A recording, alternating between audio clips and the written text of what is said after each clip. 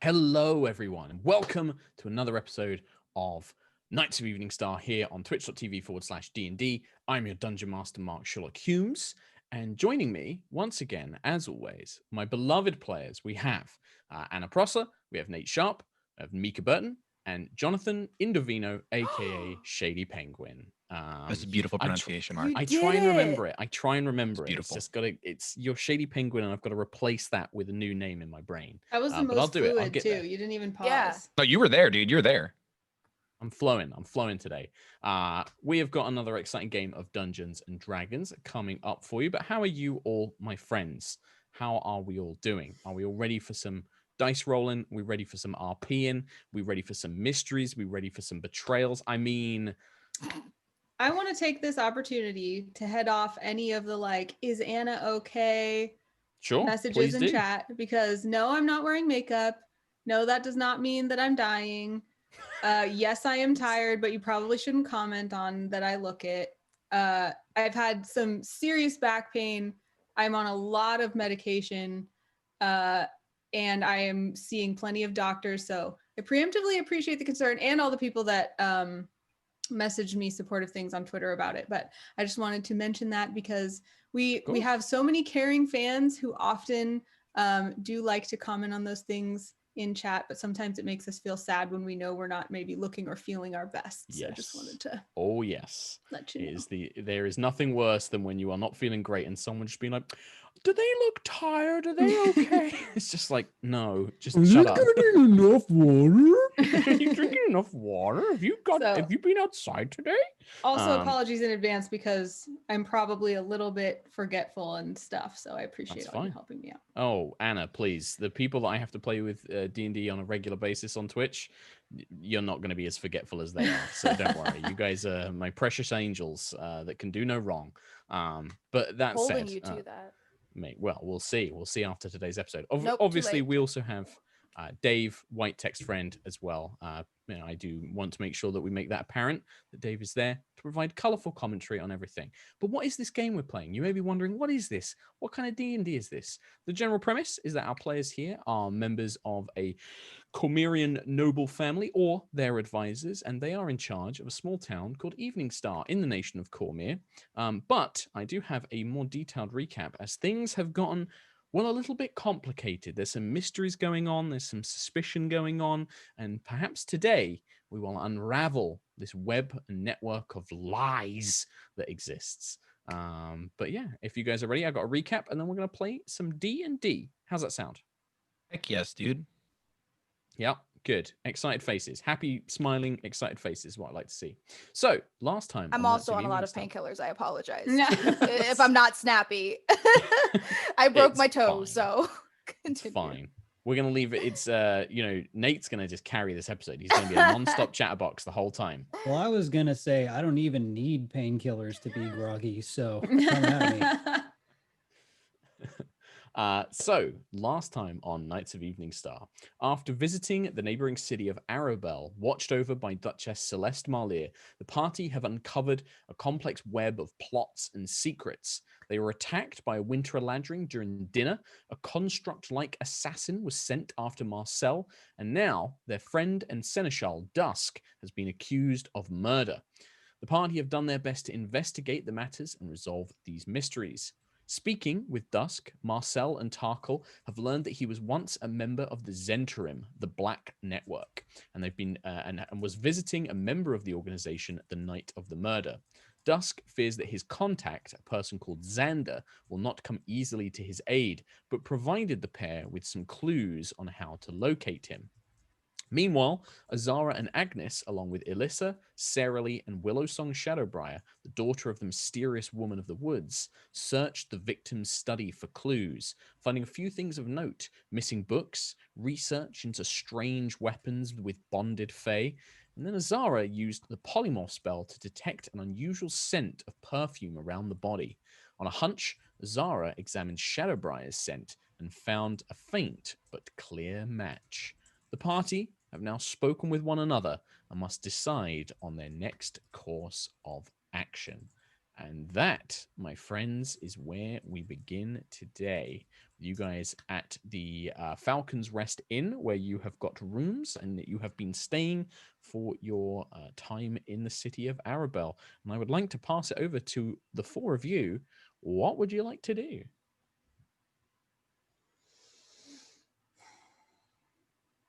This is the awkward silence where it's, we don't know. Trying to decide because I kind of want to go and pursue the clues that Dusk had given us now that Willowsong has come back. Yes, well, I think that she had gone away. Willowsong had gone away to speak with her mother. You and Marcel, Tarkhal and Marcel, sorry, had gone back to the inn where Azara and Agnis kind of conveyed their suspicions of what they'd found. You guys had a brief discussion about that, and then we hadn't quite had Willowsong Shadowbriar come back to the inn yet. So I think that's where we kind of left things off last week, if I remember correctly. Well, then I'm going to sit at the bar, and I'm going to get a Manhattan, because they make those here. And I am going to wait for Willowsong to show up, because apparently we need to put her under this truth circle. And after that, we can go pursue valuable knowledge from Dusk's clues. Yeah, Manhattan, named after William Manhattan, Obviously, famous clearly. drinker here in Arabel. It's a sturdy, stout drink for the working fellow. But yeah, you enjoy your William Manhattan. And yeah, after maybe sort of an hour or so, Willowsong does indeed turn up at the tavern. This kind of slender, young wood elf, I think I've described her as before, young wood elf with long dark hair and kind of sparkling emerald eyes, very pale skin. But yeah, makes her way back to the Falcon's Rest. When she sees Tarkhal, she kind of lights up with a gentle smile, and makes her way over. What about the rest of you? Are you all waiting with Tarkhal, or are you going about your own business? I think I remembered that we were down to like now go investigate the leads that Dusk gave us, right? I think that was certainly a plan after the Willowsong stuff, I think. Yeah.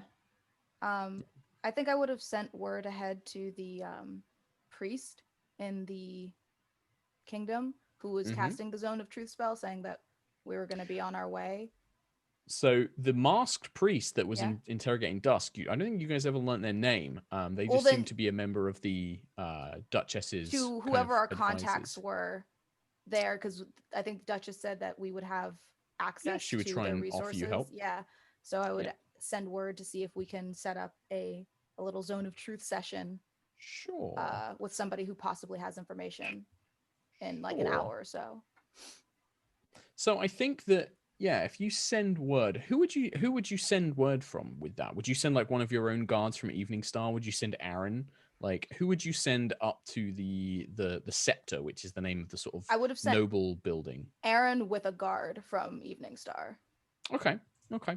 So yeah, I think that the time it would take them to get to the Scepter and get back, that you haven't heard back by the time Willowsong would arrive. So she arrives before Aaron and the guard get back. So you're still waiting on this, potential person to come and cast Zone of Truth when Willowsong returns. So I was gonna say if we come there. Oh, okay. Could they just be ready to go? Yeah. That's even better. Yeah. Willowsong, did you speak with your mother? Well, it's a little difficult to sometimes get everything out of her. She is a little distracted, but I did mention the concerns with Davian Cormoril. She sent out some, I'm trying to think of the word, figures, some creatures of the forest to help locate him. The only thing I could think of is, well, he does have a townhouse here in the city, a place where we were staying before the dinner. I thought perhaps that might be a place that we could look into, but it will probably take my mother some time to try and locate him more thoroughly. Well, if you know where this townhouse is, maybe we can just check. I would be surprised if the Duchess hasn't checked there, because she said that he seemed to have disappeared and skipped town, but I think it's worth looking into. I just wonder, is it possible? I mean, the Duchess really only has guardsmen to go and investigate. You're all far more, well, you're far more skilled than any of them would be. Perhaps you might find something that they missed. That's good thinking. Azara, guys, do you think that we could go follow this lead? Willowsong knows where Davian's townhouse is. It's not far from the scepter. Agnis just looks to Azara because Azara was kind of the one that figured out that there was something afoot. And so she's trying to follow her lead on like when we're going to press the issues. Sure. As we do have an appointment at the scepter, I think it would be best if we aren't late, seeing as we've asked for their resources and their time. I don't see why swinging by briefly on the way couldn't be a problem, but I don't say that we linger. Is that all right with you? And I think either we're going to, the best case scenario would be that we show up at his house, he's there, we drag him to the scepter as well, and we just have a whole big truth party.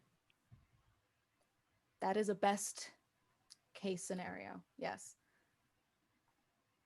Well, I can show you the way then. That's not a problem.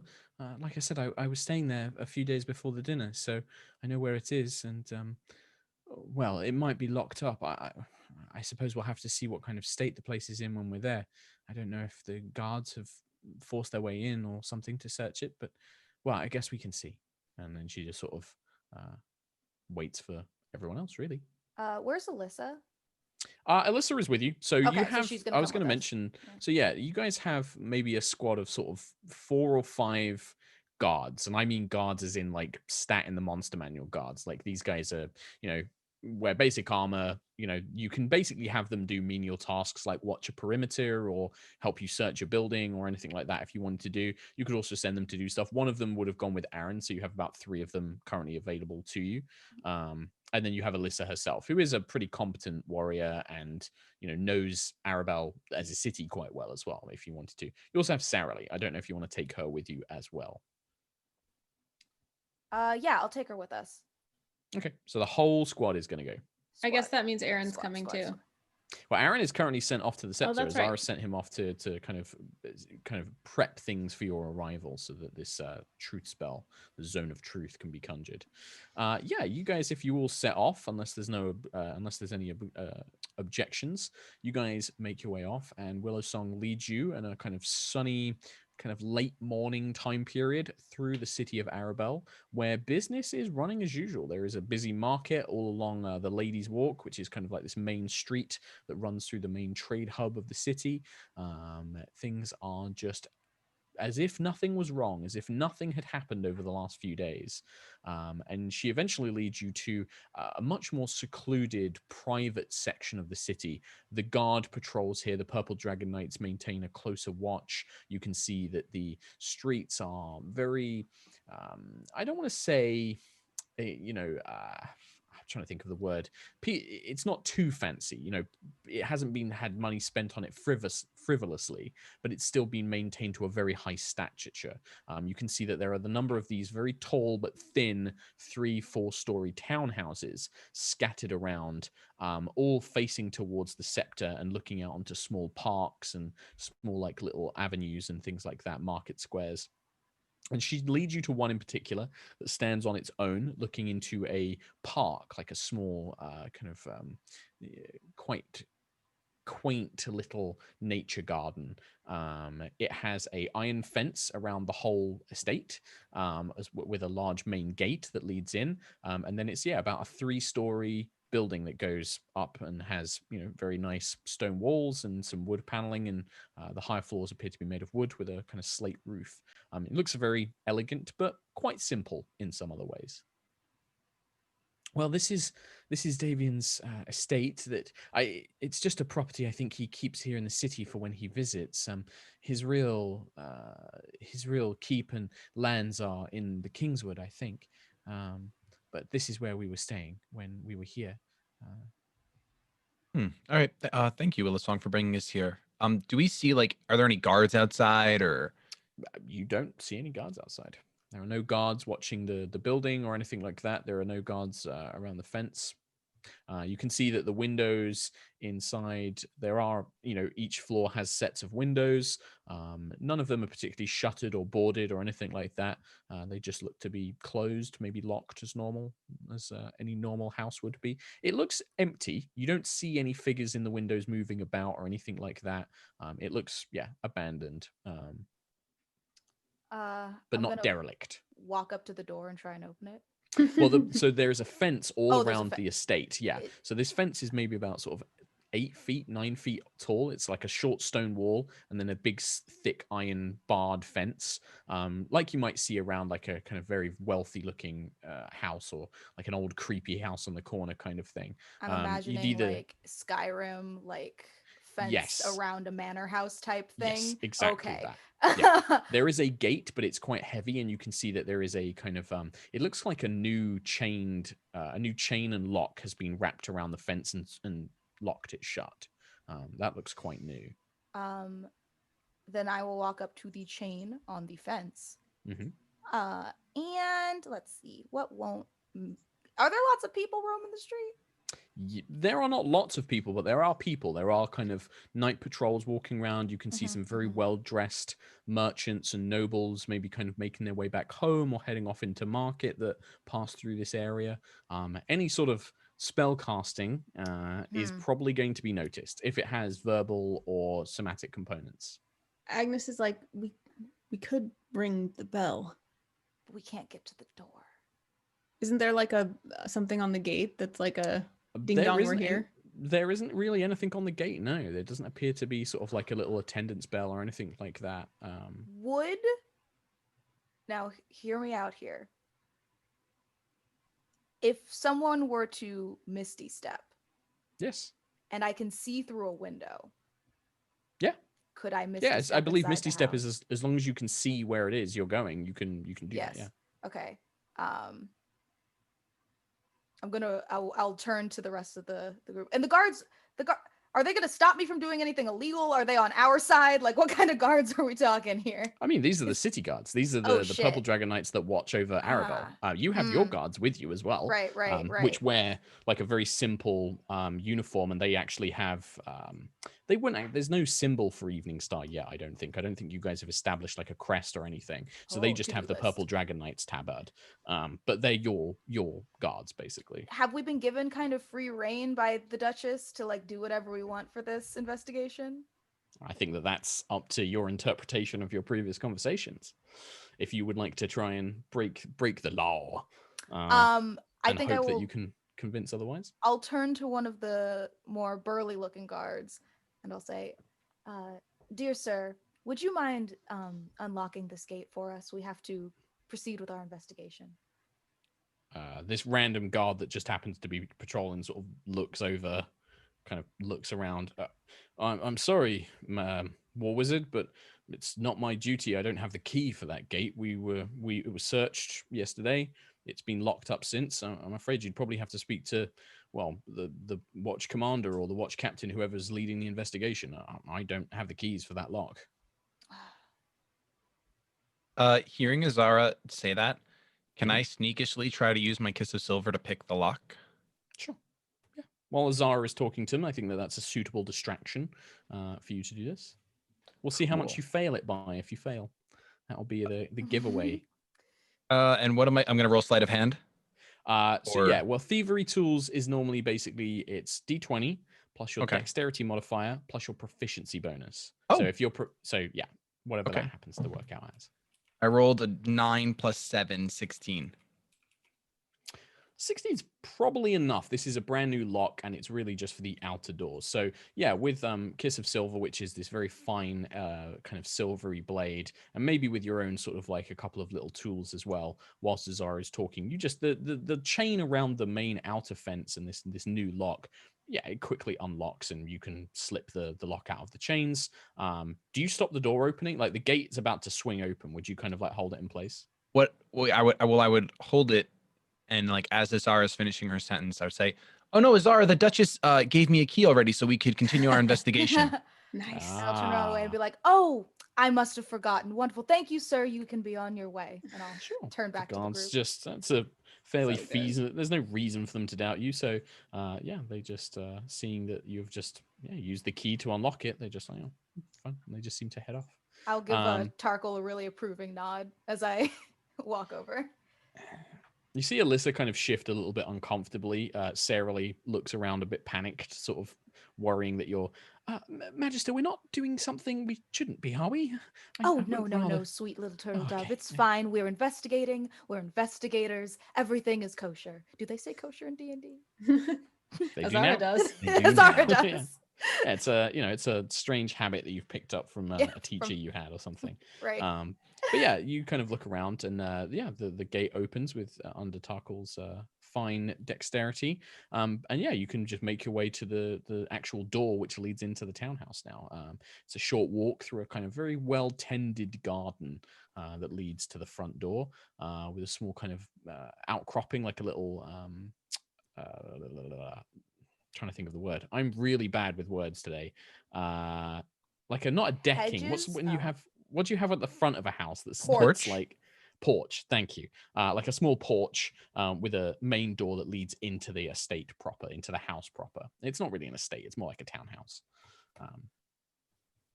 This door is also locked. Oh, fun. I guess I'll try to pick it again. Unless anyone else wants to jump in and try to do something. That's your job. Rogue. Azara will look to Tarkhal and say, it's up to you. I can Misty step inside unless you'd like there to. Are windows. Yeah, there are windows around the outside of the townhouse itself, looking into various rooms. If you wish to go and explore those, I can describe that to you if anybody's looking. Yeah, I mean, if you can get inside and open the door as well. Can I sense any warding? Are you casting Detect Magic? I am not. Then you look around. I am using my vibes. Give me a perception check. Okay. Oh, I should get my dice. That's important. That is going to be useful. That's so unlikely. Sure. All right. Meanwhile, 13. 13. You look around. You don't see any obvious glyphs or wards or inscribed runes or anything like that to indicate that there's any sort of magical protection on these windows. Or like the house itself. None that you can see. Okay. Or sense magically. There is a spell for that, and it is called Detect Magic. Detect Magic, yep. Mm-hmm. No free Arcana checks from me, I'm afraid. I see. Yeah, I'll take the chance. I'm gonna use the necklace charge. From Snowmorn. Yes, from Snowmorn. So this kind of dangling fragment of the knife that was used to summon the Winter Eladrin that you recovered, you focus on its energies. You feel this kind of cold wind blow through you temporarily, kind of chilling your body and your spine, and then you feel almost like you become snow or like wind for a moment, and you pass through the glass pane, and when you appear, you find yourself in a sort of lounge area. The windows look out onto the front garden and into the park. You can see that there is a couple of comfortable looking chairs facing towards a fireplace. A large map of Cormyr hangs over it. And there are various stuffed animals mounted to the walls. A large deer, a couple of birds mounted on perches. And there appears to be like a large wolfskin rug along the floor as well. And then there is a door that leads out of this room. I will go unlock the door. Okay, you guess it's just a deadbolt. Yeah, you just open that normal door, which leads into a short corridor. There's a set of stairs leading up, and this connects to the front door. You can see sort of Tarkhal peering through a small window set into the door itself. And it appears to just be like a latch that you can unlock from the inside. Normally a key would unlock it, but it looks like you can actually unlock it from the inside without the key. Cool. Then yeah, I'll unlock it and let everybody in. Yeah, everyone sees the same thing. So when you guys enter, the main entrance leads to a kind of long hallway, like a long entrance hall with a tall staircase that leads up to a second floor landing and then seems to double, like it seems to curve round to like a corridor And you can see looking up that there is a kind of space to look down from the second floor. And yeah, there's the room, the lounge that Azara just came from.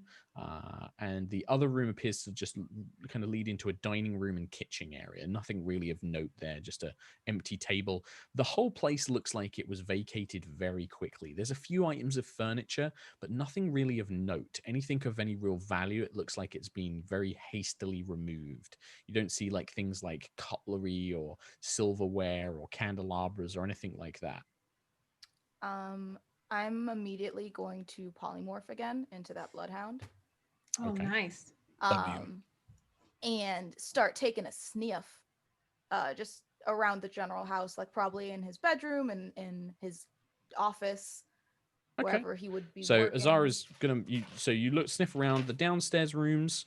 You get various mixtures of smells. The lounge smells like fire smoke and animal fur. There's the smell of old parchment that kind of emanates from the floor. Somebody in here used to smoke a pipe quite heavily. You kind of get that sense of smell of tobacco and drink alcohol. The dining area smells remnants of food, mixtures of different human bodies coming and going, but old smells, not recent. The kitchen still has plenty of food in the cupboards. Most of it, probably would be stores, kept grains and all that sort of stuff. Nothing really unusual. And then I'm going to assume you start making your way upstairs. What's everyone else doing? I would have just asked Willowsong, or Tarkhal would have. Yes. Does everything look as it was? Is there anything? It looks like he's abandoned the place. Davian was a cold man. I tried to do my best to kind of stay out of his way, really. I had a guest room up on the second floor that I spent some time in. Davian mostly spent time in his study up on the third floor. Okay, maybe we'll check out the third floor, see if there's anything we can find. Yes, I'll go look in the study with them. Okay, so Agnes begins heading upstairs. Marcel, you're going to head up as well? Mm-hmm. Okay. Sarah Lee looks around awkwardly now that Her Magister has become a dog and can't speak to her and give her orders. And Alyssa just turns, Baron and Baroness, should I watch the main door? Would you like me to remain down here just in case anybody comes, or come with you? What would you like me to do? I feel a little out of place with these sneaking around investigations. It's not really my forte. I don't think it's a problem if you stay down here. I mean, truthfully, if anyone comes, just tell them that we're investigating Lord Davian's disappearance because we have suspicion on him from the crime. Yes, of course. Very well, Baron. I will. I'll remain watch down here then, just in case. Do be careful. Look after yourselves. We don't know if Davian is responsible. Perhaps he's left people here.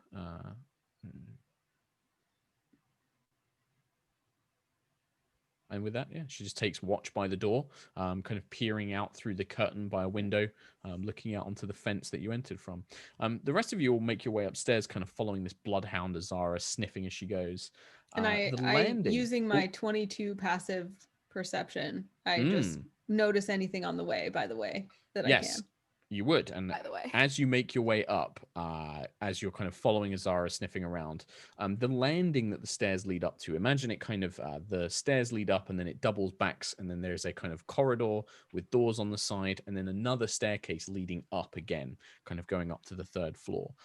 Agnes, you definitely notice a couple of things. On the landing, in a small alcove in the center of this kind of corridor, there is a alcove with a statue of a warrior. It looks to be kind of sculpted from stone, but it carries a very real spear and shield. The shield is marked with Lord Davian's crest. That seems to be kind of looking out, kind of posed as if a warrior in battle along the corridor. There is also a long rug that seems to stretch along that corridor itself, like a long, quite frayed, quite worn rug that extends the whole way. But the one thing you do notice, and I think Marcel might pick up on this as well, because you both have very high passive perceptions, at the far end of this landing, of this corridor with the doors, just before it goes to the stairs leading up, there's a section of the ceiling that has like the outline of maybe a trapdoor. I'm gonna go right to that. Yeah, I point that out too. As you do, Marcel, as you do, Let me just bring something up here. As you begin making your way down the corridor, striding boldly forward, I have to create an encounter very quickly on D&D Beyond. Because the statue comes alive and tries to kill him? Well, that does happen, but the first thing that happens is as Marcel steps onto the rug seems to writhe and form into kind of almost like it's alive, and it tries to wrap around Marcel dramatically. You have the worst luck with rugs of suffocation, Nate. Like, you're the only person I've ever seen get wrapped in a rug of suffocation multiple times. Yep, that's me. And the thing is I knew that as well. So Oh no! Perfect. As like a reaction to this before initiative, could I unpolymorph, or would that have to be a turn? that would be in your turn, I'm afraid. Azara, this happens. None of you, like this thing looked indistinguishable from a normal rug, and it has been waiting for someone to. Can you imagine being a rug laying there just waiting for somebody to step on you? What a boring life. But then when someone finally steps on you, what a rush. Oh, whoa. That's so the best day ever. So hype. Good for this rug. You know what? Good for you, rug. Let's get some initiative rolls, please. Azara. Yeah, I was just organizing my dice. 4. 4. Perfect. Marcel. Big fat 7. Dang. 7. Tarkhal. Out the gate. 11. 11. And Agnis. 19. 19. That's my big sister. Are you my big sister? Yeah, you're older. Yeah. Well, a lot older. Well, the bad news is that the rug does get a kind of surprise round, as it basically wraps around Marcel very quickly. So that's going to get the first turn, and then the initiative will take over. So yeah, it tries to smother you, Marcel. That is an 18 to hit. Mm-hmm. You are now grappled. Until the grapple ends, the target is restrained, blinded, at a risk of suffocation. As this thing just wraps around you tightly, kind of pinning your arms to your side. You can't see, and it's so tight you begin to feel the air kind of going out of you. And I'm just going to check the rules for suffocating. So, what a sentence! What's Marcel's con modifier, Nate? +1. Okay, you can hold your breath for 2 minutes. So cool. You've basically got 2 minutes before you start running out of air. So probably not a worry in this combat, unless somebody can't get to you. So that's its kind of surprise round. Then Agnis, as you suggested, the statue in the middle of this alcove kind of turns, steps out, and will push its way past the rug of smothering to the first person it can see, which is the doggy that had been making its way up the corridor along with Marcel. Oh, it goes for the dog first? Yeah, well, it sees the first monster. living thing it can see. Maybe it wants to give pet and nothing else. It give pet with spear. That is a 15 to hit Azara for the first attack. My armor class is 15. Okay. That is going to be 13 points of damage to Azara as it stabs into the Mastiff form. Do you have the stats for a Mastiff? Would you like me to quickly grab them? Could you quickly grab them? Yes.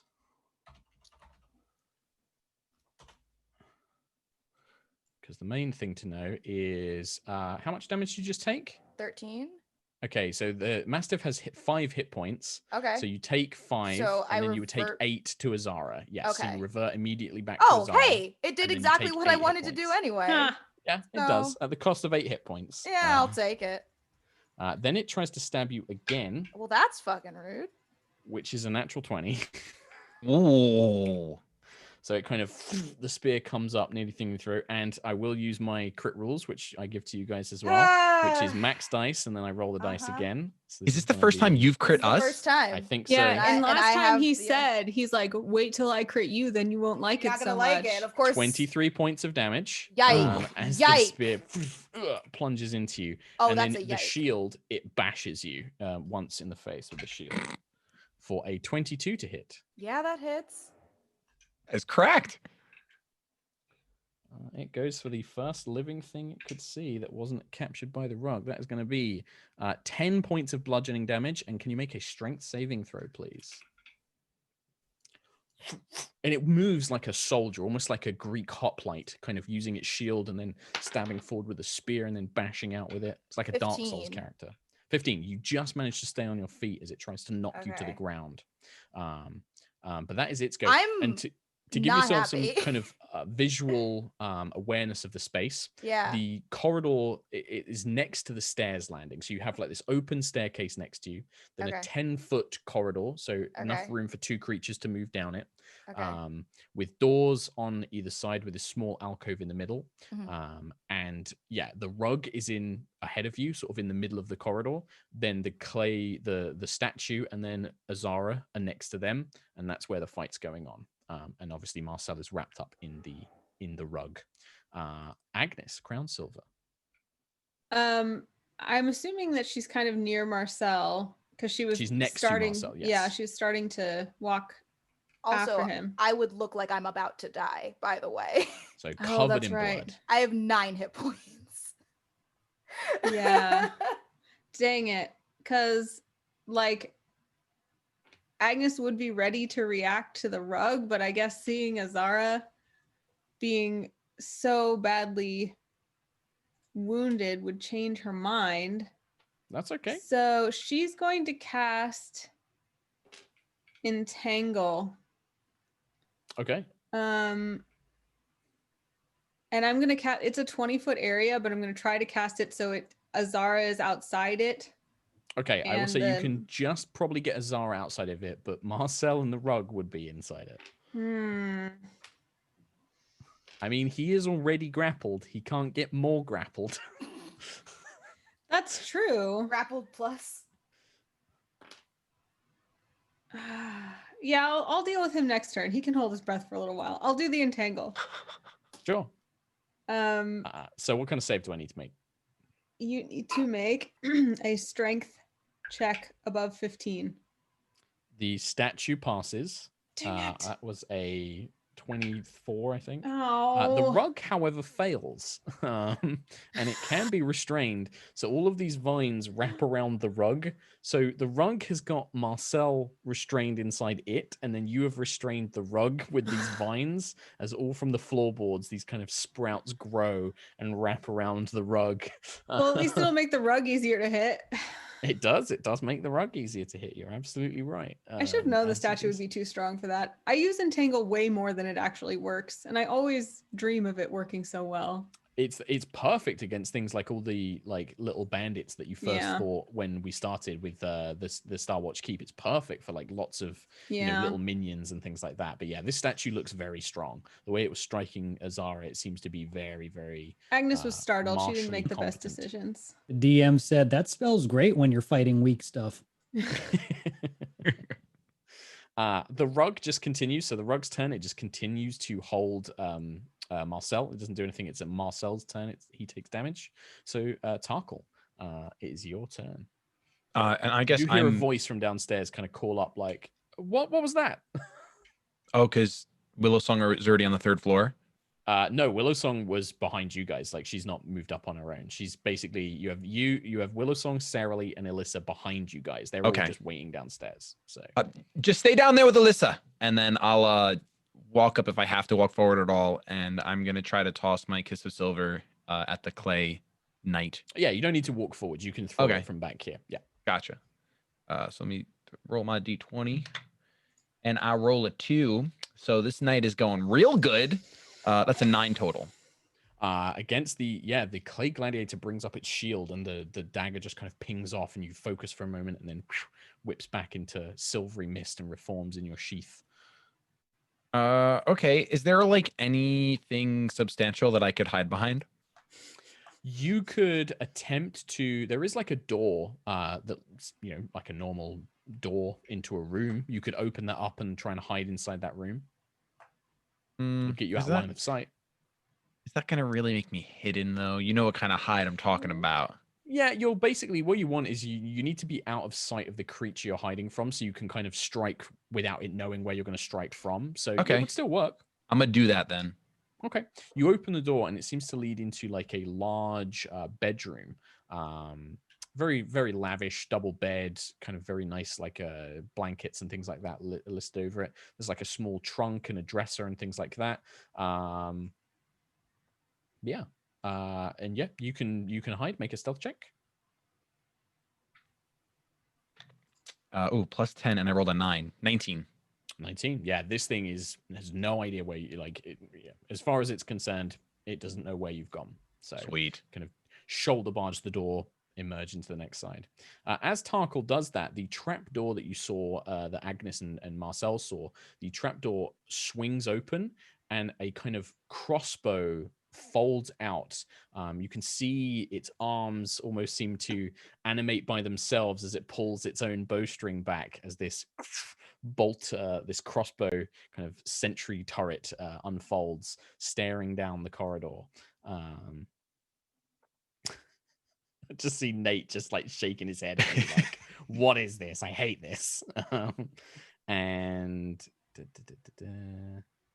you see just a single glowing tipped crossbow bolt seems to lock into place, and it fires it forward. I need Agnis. Marcel automatically fails this because I think he's restrained. I need to check that. The rug and the statue all have to make dexterity saving throws. Azara too, as it impales, as it explodes on striking. 18. Restrained. 17. You have disadvantage on dexterity, What? Marcel. So disadvantage. Oh, Yes. I was like, Just what? Marcel. No, Azara needs to make it as well. Sorry. Yeah, I got 18. Yeah, and okay, so you got 18.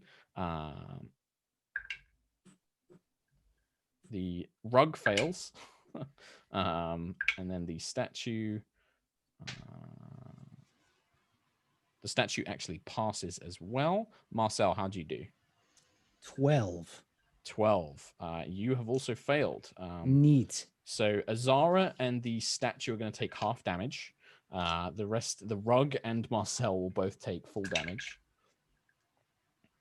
So that's going to be 12. 15 points to the Marcel and the rug. I'm just checking it doesn't have 5 vulnerability. It doesn't. And then that would be 7 points of damage to Azara my and the God. statue. That's got to as this destroy the bolt- rug, right? Like, what's the thread count on this? The rug is not looking good. The rug definitely is scorched and cindered, but it is also now on fire. So it is aflame as this bolt explodes. It kind of, as the bolt impacts the ground, it just erupts into flames. But that's the bolt. That's the oaken bolt's turn. Marcel, at the start of your turn, whilst you are restrained, you take 10 bludgeoning damage as you're just being crushed by this thing. Cool. And now it is your go. Great. Do I do any kind of check to see if I break it before I turn? So you can use I believe it's an action to break out of it. Yeah, escape DC 13. So you can make an athletics or acrobatics check to break free, but it is an action. So I'm restrained, so I can't move, and I'm suffocating. But can I? And you're talk? blinded. You can talk. Yes, you can talk. But it's like, really muffled. Yeah. Okay, but so that means a verbal spell would work. It would. Okay, I'm just gonna Misty Step out. Do you need to see where you're going? Because you are blinded by this thing. I mind's eye. I know where I was going. What does the spell say, Nate? I'm It gonna Jeremy says- Crawford. You briefly surrounded by silvery mist, you teleport up to 30 feet to an unoccupied space that you can see. There is the crux of it. Mm. But Okay, you still, cool. what would you like to do? I'll acrobatics. Sure. DC 13. That would be a 26. You Mark. easily manage to wriggle and kind of squirm your way and kind of get enough leverage that you pull yourself free out of the rug of smothering, and manage to free yourself. You still have a move and a bonus action. What would you like to do? Okay, cool. So now that I can see what's going on, Yes.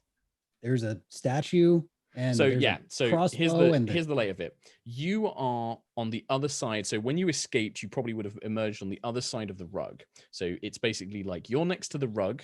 The rug is next to a statue that is currently killing Azara. You can see that she's bleeding heavily as this thing is fighting. Agnis is a little bit further down the corridor. Tarkhal's nowhere to be seen, and then at the end of the corridor in the direction you were going is this crossbow mounted in the ceiling. It's maybe like sort of 7-8 feet up in the air, so you can still reach it with attacks if you wanted to. Okay, I'm going to. So, is there room like under the crossbow? Do I feel like if I get close enough, it would like not be able to shoot at me? It is like on a pivot. It could point itself down at you, but you could teleport underneath it directly and attack it. I was just gonna walk over to it. You could also walk over to it, yes. Although attacks of opportunity. Oh, I thought. Okay, so I'm not in between all of that. You are next to the rug, and the rug still gets opportunity attacks. But even if he just ungrappled from it, does he get an if he provokes an opportunity attack, it's still a reaction, like he's still moving away from it. So the escape is he basically is now he's next to it, basically. He's no longer grappled, but he's still next to the creature. Okay. Then I'm just gonna stay put, and I'm gonna use my bonus action to second wind and restore some HP. That sounds very nice. Don't we all wish we could do that? Mm-hmm. Azara Mithras, whose turn it is now. Hey, so remember it a while ago, we all got those potions and we had one left. And I had it on my person, but I don't remember if it was the minor or the major healing. I vaguely remember it was the major healing potion that we had left. What is written in your character sheet, Azara Mithras? That's the thing, is that none of them were, but we had 3 potions. Anna used 1. I mean, I can go back and watch the YouTube right now. I remember after the troll or the something that we defeated, I said, do you want to use this or should we save it for later? And you said save it for later. How about this? We'll count it as a greater. I remember. But then this would be the last of the potions. And then from now I think it was the last of the potions. Sure, that's fine. Yeah. Just make sure we write it down so that we know who has what in the future. How about that? Okay, yes. I think it was before I was taking accurate notes, and I apologize. My next question is, do you prefer me to roll the potions, or do you want to roll the potions? I always roll it for my group, but I don't mind what you guys I will have you roll if that's how you do it. It's a greater healing potion, yeah? So 4d4 plus 4. Yes. 7, 10. And I'll go back and watch it for posterity, because I truly believe this. 11, 15 hit points. Okay. It's fine. Like, it's no big deal. Like, I trust you guys. It's just like, yeah. I will write it down. And I say this to my own group, write stuff down in your inventories. Like, even if it's like but a group agreement or whatever, it's just then it prevents any confusion, like who has what and what's left and stuff. Was that an action? So I always rule it as drinking a potion yourself is a bonus action. Feeding a potion to somebody else is a full action. I think that's a bit more fair. I think spending your whole turn drinking a potion for yourself is a bit boring. But if you're saving somebody else, I think it's like takes a bit more time to like feed them the physical potion. Then as my action, I'm going to cast False Life on myself. Excellent. Some more hit points. Yep. Which is I rolled on D&D Beyond 4, so 4 plus 4 is 8, so I get 8 more.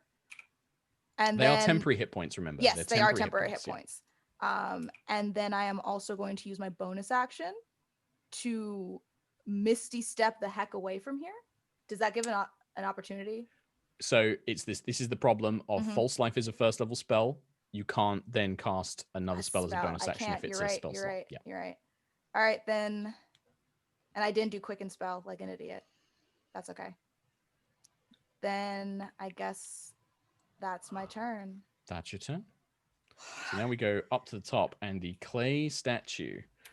Not very happy that you are just healing yourself. It will, however, divide some of its attacks. It now has a secondary target.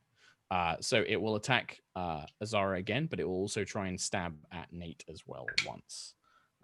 This thing seems pretty mean. So that is an 11 to hit you, Azara. Oh, thank God. No. That is an 18 to hit Marcel. Yep. So that's going to be 11 points of piercing damage to Marcel, and then it tries to shield bash Azara for 12 to hit Azara. No! Just barely. So yeah, it kind of tries to strike you, and then it turns its attention back to Marcel as this thing is now engaging you both in the corridor, kind of spinning itself around. Agnis.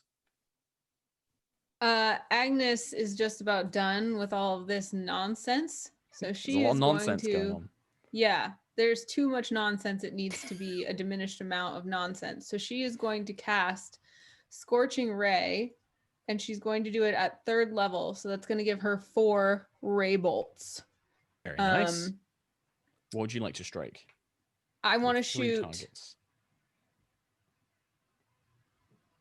Well, do I get to shoot them and find out what they do before I have to decide? Yeah, you can make them individually. Right? Yeah, you can do them individually. So you could be like, okay, first one at the rug, second one at the rug, right? That's dead. Now I'm going to target this thing. Yeah, you can absolutely do it that way. Okay, I want to do the first one at the clay statue. Okay. And that is going to be 18 to hit.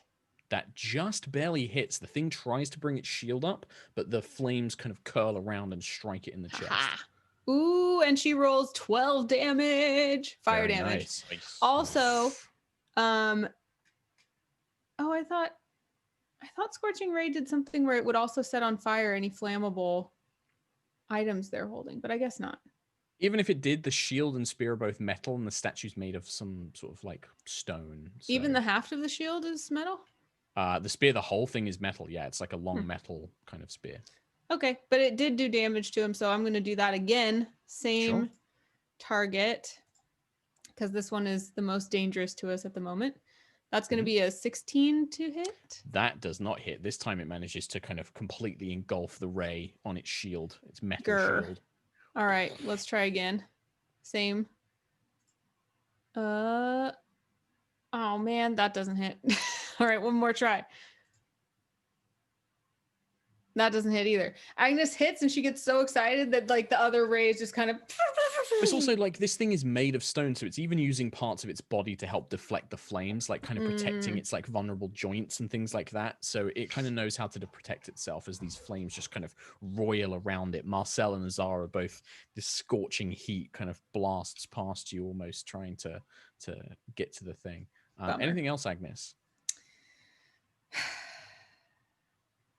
No, I don't have many good reactions. So I've already used my action. I guess no, I'm not going to do anything else. I'll just stay here. Okay.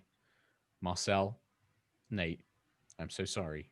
The rug once again tries to engulf you. Well, it would. That's only a 15 to hit. Yep.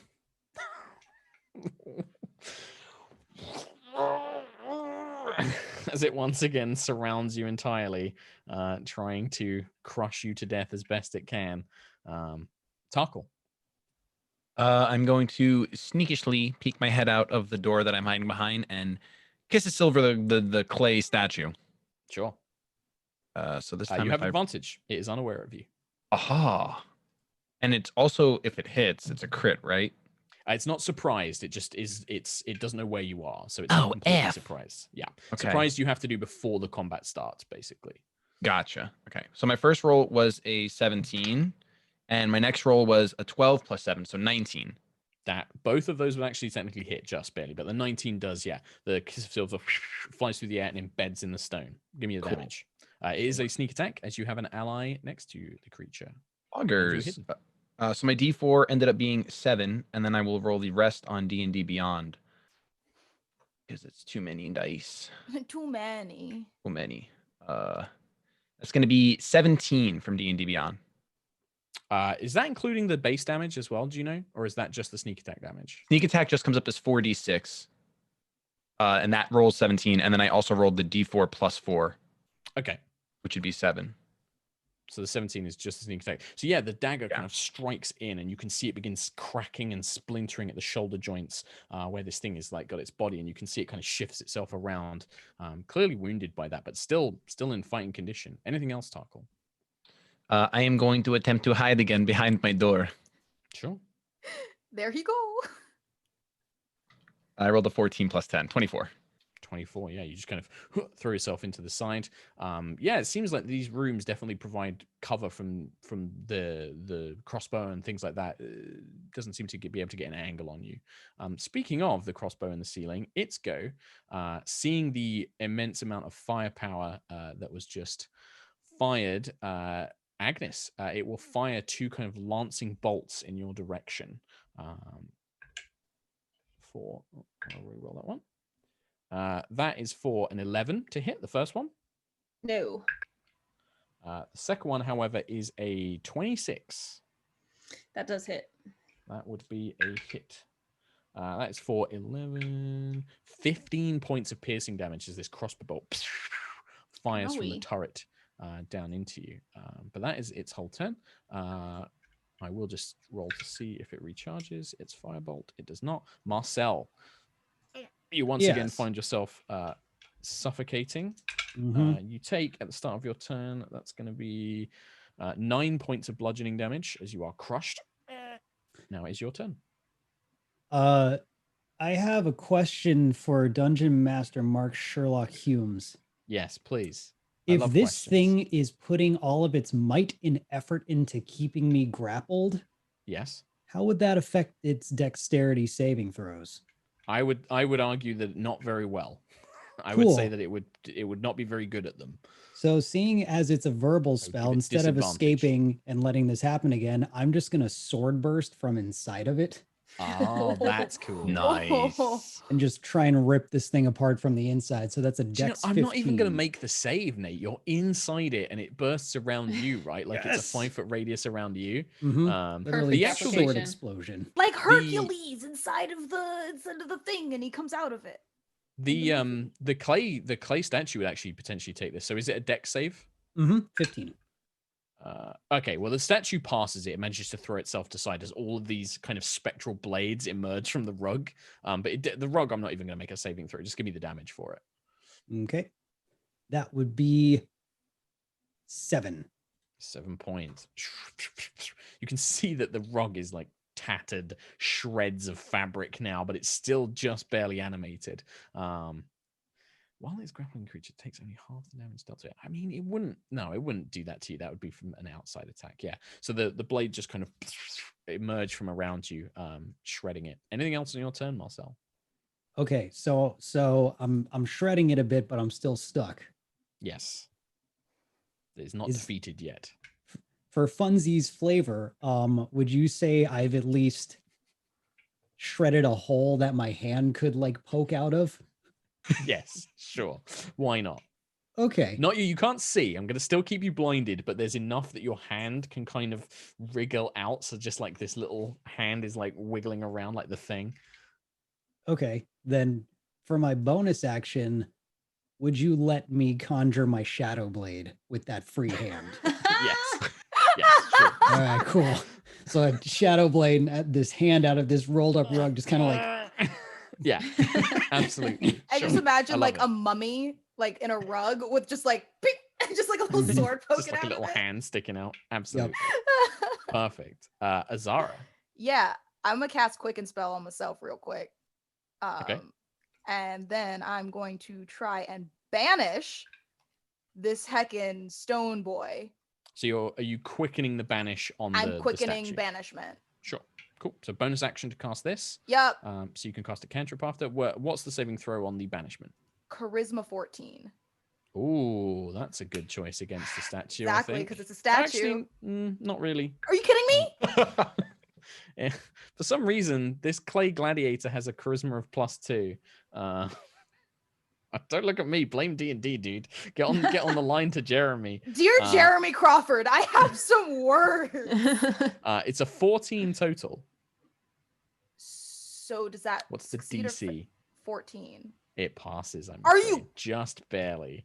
So you summon this magic to try and send this thing to another realm, and it just impassively turns to look in your direction. This serene stone face as the spell just. I'm so. It's a very pretty statue. It's very well made. Very good muscles. Inconsolably upset currently. Just has like a little loincloth. Sculpted after someone who is very charismatic. I mean, clearly. Then I will firebolt it with Yeah, you can. cantrip, Yeah, I you can guess. bonus I action. can do bonus thing. action firebolt it. I'll do that. All right. 16 plus 7 to hit. Yes, that will that hit. hits. Okay. 2d10s. That is a 5 plus 9. Math. 9, 10, 11, 12, 13, 14. 14 points of flame ball. So the blast of the fire does actually kind of stagger the statue. You can see now it's blackened. Parts of it are beginning to crumble as it takes this damage, but still standing. Still standing. What? And in retaliation, it will focus entirely on Azara Mithras. First attack is a natural 1, so it misses. Thank goodness. Second attack is a 22. Yeah, that hits. That's going to be 8 points of piercing damage. Okay, that takes away my temporary hit points. And then it shield bashes 14 to hit. Does not hit. God bless that draconic AC. Fuck off, my dude. So you kind of just managed to shoulder its strength as it's a couple of its attacks failed to connect. It will, now that it's not threatened by Marcel, it will kind of make its way around you, not provoking an opportunity attack, but around you. So it's now close enough to start striking at Agnis as well. It's kind of moved behind you and is now moving its way down the corridor to its other threats that it can see. Agnis Crownsilver, you are now next to a statue that is also next to Azara. I should have done this first, as always, but Agnis heaves a sigh and lifts her hand and summons a baby phoenix of fire out of the air. And that's her whole turn. That is an action now, I believe, isn't it? Yeah. But it does something when it appears, I think, the flame spirit. I thought so, but I'm sure it does. Tash has updated it. I'm sure I read this. Circle of Wildfire. Circle of Fire Let's see here. Yeah, when it appears, each creature within 10 feet of the spirit, other than you, so you could summon it so it doesn't hit Azara, you could try and put it to like the side or something like that, must succeed on a dexterity saving throw against your spell save DC or take 2d6 fire damage. So it's like an area kind of like around the spirit. So, I thought so, but I couldn't find that. Maybe I still don't have it updated in my character it might be sheet. you have to click on it and see the sidebar to get the full details, I think, on D&D Beyond. It doesn't show it up in the short version. You have to click on it and expand it. So I would like it to hit the rug, if possible. If you would like it to hit the rug, it will hit Azara. Okay. Could I hit anything else? Like, could I hit the fire statue? You could hit the rug and the turret, or you could go for the statue. And if I do the rug and the turret, then I probably scorch Azara? No. If you go for the rug and the turret, you won't hit Azara. Yeah, I'm really mad at the turret. So rug and turret is what I want. Okay, in that case, I will roll new saving throws. The turret fails because it can't really move either. The rug also disadvantage. Is it ignited? The rug is already on fire. Actually, I forgot about that last time. So it is now for sure. As the rug kind of engulfs in flames. It also fails. So roll the 2d6 damage for me. But I meant the isn't the turret also made of wood? So the turret is, but it doesn't magically set on fire. Okay. It seems to be magically resistant in some way to. It's like it's been enchanted. It's like it's sentient, which is impeding the inflaming. Well, I rolled 11 damage. Okay, Marcel. Damage transfer. While it's grappling a creature, the rug takes only half damage dealt to it, and you take the other half. So I would like you to take 5 fire damage for me, please. As the rug is burnt, you suddenly feel your whole body like getting hot as flames lick up. Your hand is scorched by fire. Sorry. I quickly telepathically talk to my sword. It's like, well, it was a good run. Don't speak like this, brother. It's fine. We're going to be fine. We need to let them know that they shouldn't attack this though. It's hurting you. Nope. This is the dumb bullshit that ends us. A rug on fire. No. We can best furniture. I'm sure we can. We can best it. Agnis. So you summon the fire spirit, dealt the damage. Anything else? Movement or bonus action or anything like that? No, that's Tarkhal. it. Rug continues. It just continues its maintaining its hold. Tarkhal. I peek my head out and what is the crossbow? Does it look damaged? What does it look like? This is the first time it's really been hurt. So like this fire that's kind of just engulfed it is the first time it's taken damage. It looks pretty sturdy though. It has like metal parts. It does have wood components, but it's also made from thick metals and plates and things like that. It's difficult to tell how damaged it really is. All right, I'll just throw my kiss of silver at the statue again. Okay. I roll a 10 plus 7 on the first roll. And the second one is an 8 plus 7, so 15. The first one was a 17? Yes, 7. So that just barely hits. Okay. So it tries to deflect the blow. Can it use its parry? No, it's a melee attack. That roll was a 7, and then let me go to my features and traits for the 4d6. Wow, that's a bad roll. 11. So 11 plus 7, 18 total. 18 total. Bam. The kiss once again kind of strikes into the side of the creature, like in its ribs, like where the ribs would be in the statue, and you begin to see more of these cracks forming. Heavily damaged now, but still capable of harm. Anything else? I hide. Fucking rogues. Just constantly just like, 8 plus 10, 18. 18. Okay. Well, all I know how to do, Mark, is hide and throw things. I have some bad news for Agnis as the crossbow bolt once again shoots twice in oh, actually, no, it is going to try this harpoon. So you see that it loads a different type of bolt with a kind of long coiling metal chain attached to it. 20 to hit, I'm afraid, Agnis. Yep, that'll hit. D10. This is for 12 points of damage. You are grappled as the harpoon kind of pierces through maybe parts of your clothing, but maybe also kind of like partially through your body. And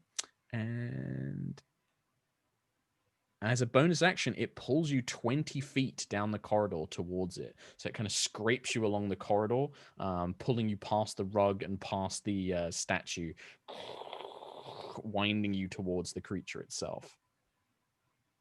Uncool. Marcel. I have to interject. That actually is pretty cool. It's pretty cool. Lie. I guess it depends on your perspective, whether Marcel. You are punctured by the harpoon or watching someone be punctured by the harpoon. This is it. There. Time to show this rug who's boss. All right, I'm going to sword burst again. Okay, just give me the straight up damage. Is that statue still in range? Yes. No, it moved. So it moved 5 feet out of range. Okay. Closer down the corridor. The damage is 7. Just enough. The last remnants of the rug collapse around Marcel as he emerges in a burst of spectral swords, ribbons of rug falling around him. God damn it. All right. So that was a cantrip. So using war magic, I'm going to just lunge straight at the statue man. Yeah, you can get like right up next to it as it's moved further down. Stand next to a very injured looking Azara as well. The two bloodied, injured frontliners that we have, the sorcerer and Marcel. Time to do an attack. Give it to that me. Is a 20-something. That will hit. Okay, cool. Let's do... What are the two things? One of them is 1d8 plus 4, one's 1d10 plus 4. So it's if you're wielding it two-handed. So the d10 is if you wield the weapon two-handed. But you have your shadow blade in the other hand, right? Oh, right. Okay. So that'd be one-handed, yeah. Yep. All right, so that is 7 damage. Woof. Sword cuts through. How's it looking? Still injured, still standing, but definitely you've helped add to the cracks along its body. The stone doesn't look maybe as hard as like granite or anything like that. Yeah, it looks like a kind of hardened clay almost. Cool. I'm gonna action surge. Here we go. And I'm gonna take an additional action. Yes. So let's see. And then we're gonna shadow blade this thing.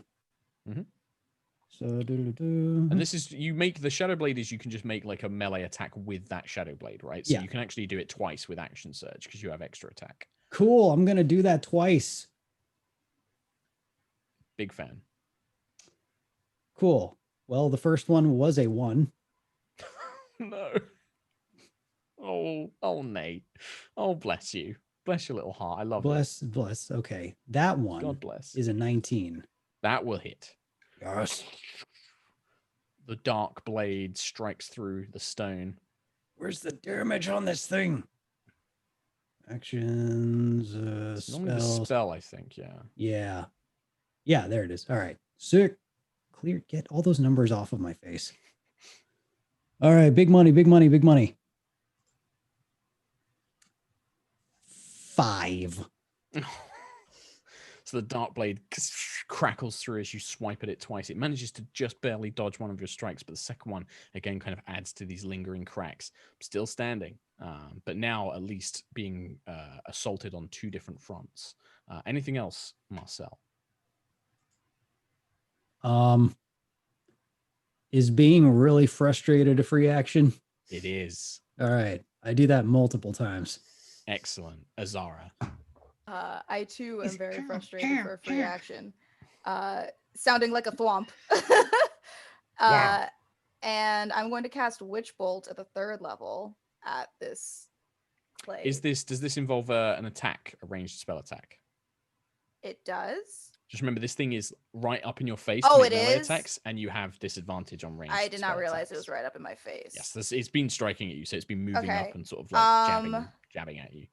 Then I'm going to cast Mind Thrust at the 3rd level. Oh. Which is intelligence DC of 14.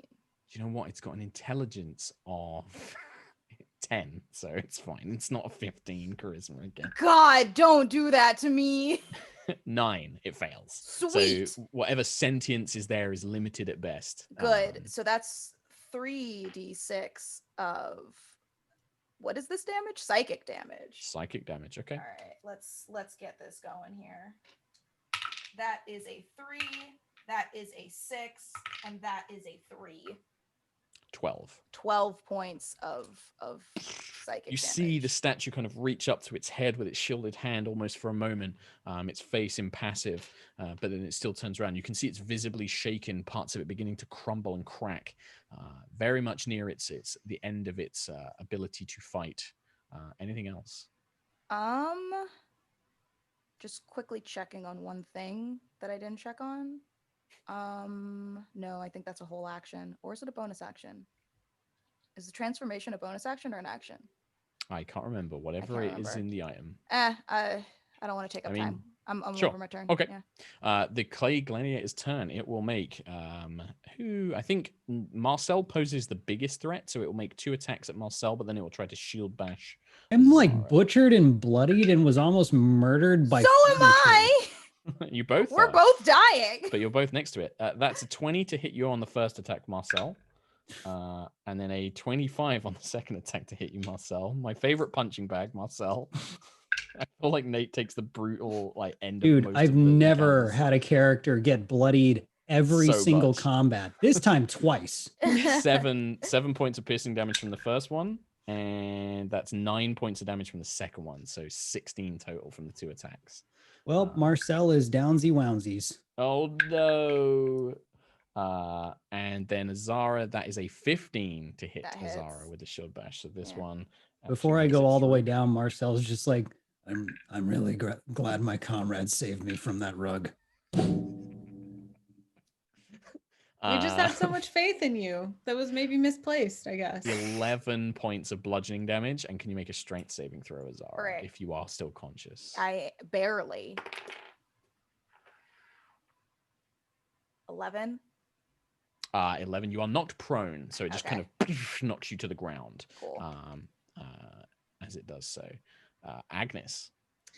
Mark, tell me about this turret. You said it came down out of a trapdoor. Yes, in the roof, in the ceiling. Is it attached to the roof or the ceiling? Yeah, it looks to be, so it has like this metal, almost like a giant cog, like a pivot and a pulley and sort of things that it can move and angle itself around on. But it's definitely clearly moving by itself. It's animated in the same way that the statue and the rug were by magic. But I imagine it's like bolted to the wood. Yes, it is. Yeah, bolted to the whatever gear it's kind of suspended on is bolted to the ceiling and this inside the trapdoor. Yes. And you already said the ceiling was made of wood, which is a flammable material. It will set the house on fire, but yes, it would burn. I really like setting things on fire, guys. I've gathered that, by the way, Anna. I'm going to cast Scorching Ray at the wood at the base of the turret. Okay, so the part where it's actually connects to the ceiling itself. Yes. Okay. And not Scorching Ray. Yes, Scorching Ray. No, which is the one not Scorching Ray? Which is the one that makes it Firebolt? That's the one that automatically ignites a flammable object. Sure. If it's hit by that spell. Make the attack roll for me. Just because like wood has a natural hardness, which does give it an AC and stuff. So make an attack roll for me, and then it's not very hard. It's not very hard to hit at all. But just 19. in case you roll 90, yeah, easy. Roll the damage for me. And then let's see, thick wooden floorboards. Reinforced base. Okay. Hold on. 3 plus 10. 13 fire damage. 13. So the firebolt cracks some of the floorboards around where the clamp of this cog is kind of connected, and you can see the floorboards smoke and smolder and turn black as the firebolt impacts. You can see it kind of pitches and cracks, but hasn't quite completely collapsed. It seems like it's just barely got enough strength to kind of stay together. I would say that at least puts the turret at disadvantage, though, because it's like angle is off. Maybe. Sure. We'll find out just saying, on its turn. Probably. But you know whose turn it is? My fire spirit. Heck yeah. It goes after you. Mm-hmm. So my fire spirit is going to, if I can get D&D, why won't it close this thing so that I can read my stuff? There we go.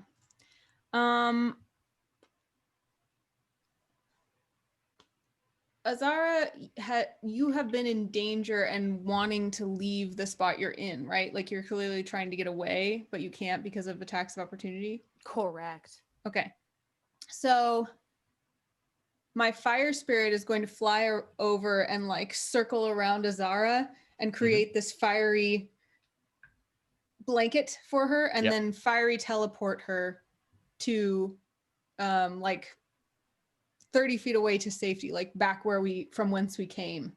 Yeah, you could even you could technically you could teleport her down the stairs where the others are waiting and things like that. I don't want to put her like, if she wants to be nearby and still like shoot things. Yeah, that's you fine. won't be able to get her fully 30 feet away then. You can probably get like 15 feet away from the statue, and then she'd be out of combat at least. Yeah, that's what I want, where I want to put her. Okay. And then also any creature within 10 feet of that has to succeed on a dexterity saving throw of DC 15. 10 feet of Azara. Yeah, of where the fire spirit just left. So as I will make a point, Marcel would technically be in that because it was like Azara, enemy, Marcel. So the three of them were like in a line, so he would be within the 10 feet. Leave me. It's fine. Can I not do the fire damage? Is that possible?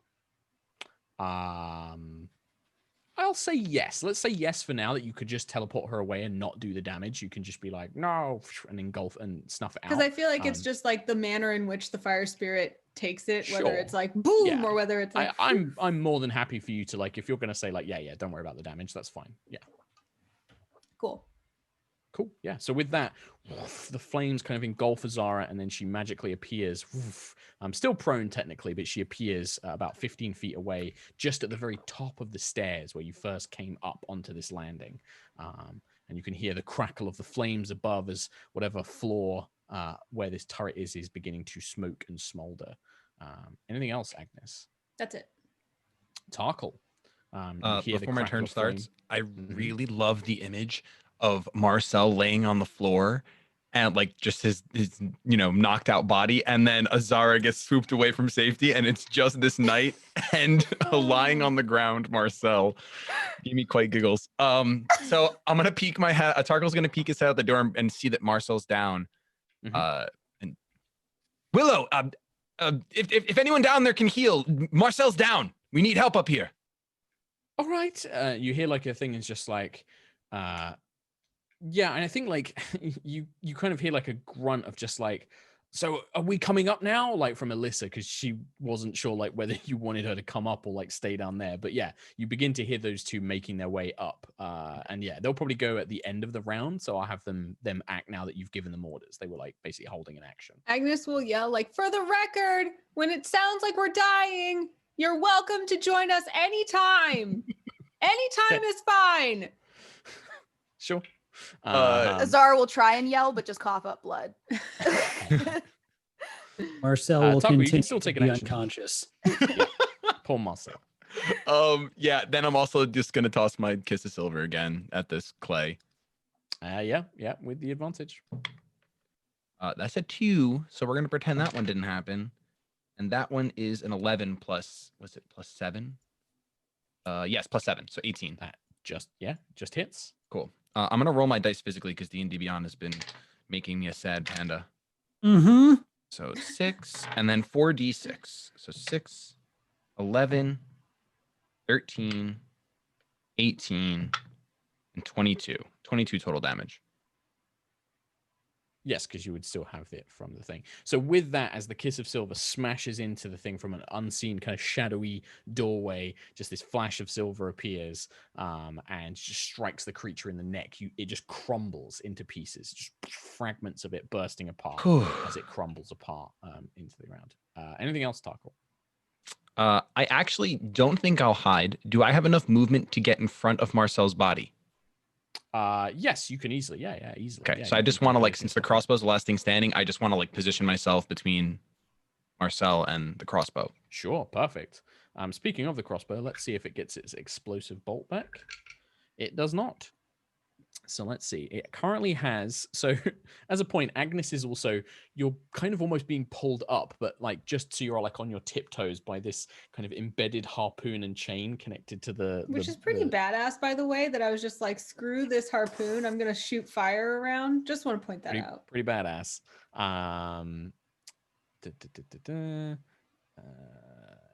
Yeah, it can't really lift you up anymore. So it will basically make a shot at Tarkhal. Actually, it'd probably shoot twice at Tarkhal because you're the easiest shot to make. Because for Agnes, it would have to point directly down, whereas Tarkhal is right in the middle of the room. So it's just going to shoot Tarkhal twice. Okay. But, you know, it's hanging from cinders. So I rolled with disadvantage. Just mentioning. Disadvantage. First attack, natural 1. W. Second attack, the highest is a 14. My AC is 15. Suck it, crossbow. You just managed to dodge as this blast, and you can see it's kind of tipping and tilting, and the flame is kind of surrounding it as it does so. I'm hovering over Marcel's body like a mother bear. Well, it is Marcel's turn, and I would like to see a death saving throw rolled, please. You got it. And I will not be rolling on D&D Beyond. Sign up today. 9. That is a failure, Marcel. 1 death saving is throw it marked, please. It is. That's for the audience, Nate, not for you. Just as a gentle reminder for them, it's a failure. I know you know. Azara. Quick question. Even if I don't have the spell for it, is it possible to do a medicine check to stabilize? Yes, Marcel? yeah, you can you can stabilize somebody, with just a medicine check. Yeah. Okay. Oh shoot, I'm teleported. You're only like 15 feet away. I'm only 15 feet? Okay. Yeah, so you could stand up and half your movement to stand up and then 15 feet to get to Marcel. Yes. Perfect. Then I'm going to limp my way over, and as I'm limping, I'm like to Tarkhal, like, protect us, and I'm going to try and medicine check Marcel. Sure. DC 10. 17. Nice. So you stabilize Marcel and manage to kind of stop the bleeding and kind of bandage some of the worst of the burns and things like that as he does so. At the end of the round, do I get a bonus action? You do get bonus action, yes. Okay, as a bonus action, just in cases, I'm going to cast Dragon's Breath on myself, just so I have that ready to go. Yeah, you summon the Dragon's Breath. You kind of feel the power kind of swelling in your lungs and chest as this arcane energy that comes from your blood flows up. At the end of the round, roll, let's say a d6 for me, please, Anna. This will be the kind of fire damage that the ceiling is taking. 4. 4.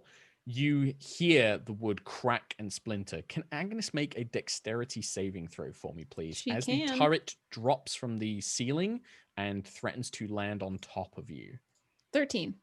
13. We'll say half damage as this thing just kind of like slams into the ground.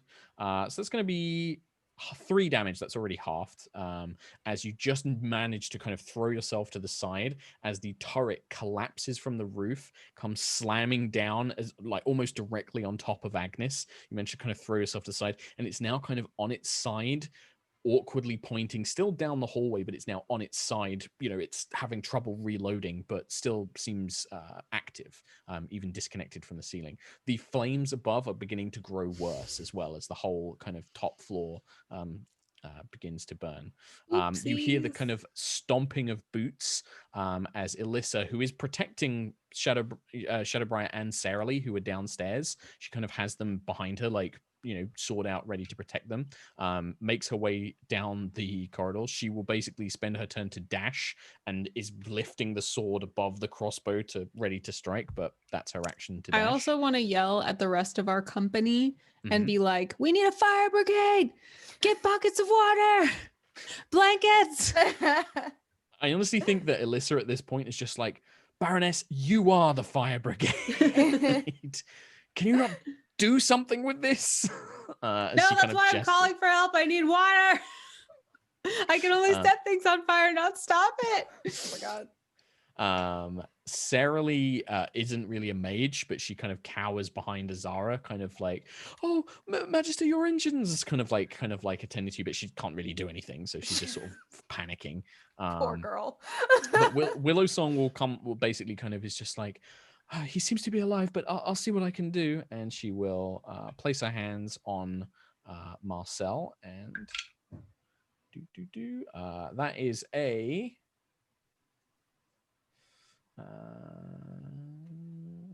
14 hit points back, Marcel. That's more than double what I have. Azara, make an Arcana check for me. Okay. Dirty 20. Do you need to DM me something? Yeah. All right. Oh. Yeah. All right. Yeah. I'll do it on Discord. All right.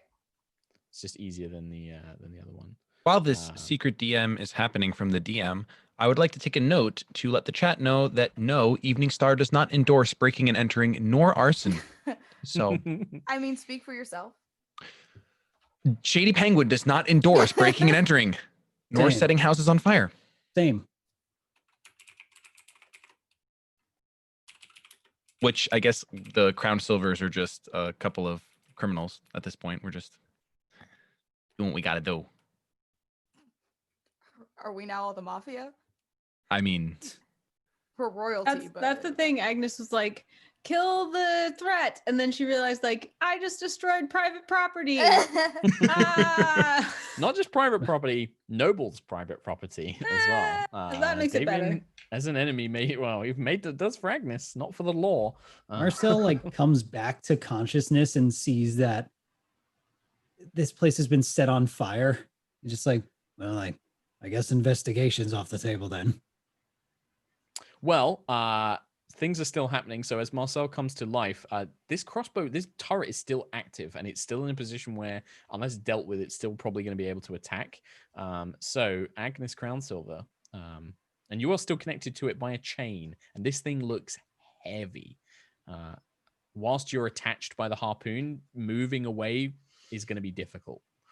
Did the other than not Alyssa, but we had this company of guards. I told them to go get water. Did they comply? You definitely hear like some kind of shouting from below. Yes. Okay, that's good. So I can focus on this threat. I'm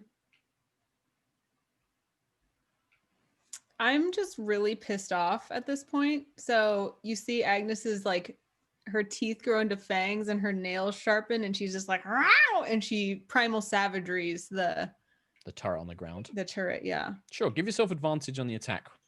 As it is basically, it can't be knocked prone, but it kind of is prone. It's kind of on its side, like you can hear like the cogs spinning and wheels with advantage, going. It's 25. That is a hit, and it will do 11 acid damage. Okay. Oh wait, no, more.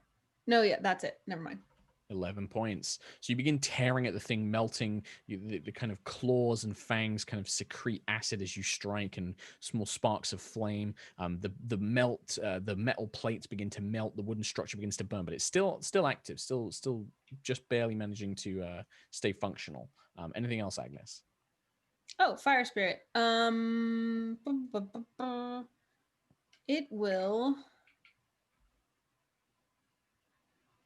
It will just flame seed the turret. Sure. I was trying to see if like my fire spirit could put out a fire somehow, but I don't think that I can think of a way. It rolls a 14 to hit. That is not enough. Does it have advantage though? Because it's not. It would have advantage. Yeah. I'd say it has. Let's try one more time. Sure. That's a 15 to hit. Still not enough. The actual structure of this thing is very solid, like made of thick wood and metal, like it's protected by kind of armor. Tarkhal. I am just going to throw my dagger at the crossbow. Sure. I rolled a 15 plus 7, 22. That will hit. Cool. So Agnes is within 5 feet, right? So I do get the 46. You do. Cool. First, that's 6 damage. Then 11, 18, 22, and then a 1. So 23. 23 points. The magical dagger flies through the air, kind of severing several kind of like big parts of the crossbow, leaving this big deep gouge through the wood. It kind of sputters and kind of flusters for a moment, struggling to right itself. Still active, but heavily injured as it is. Then I just want to spend my movement like getting close to where the fire is on the ceiling.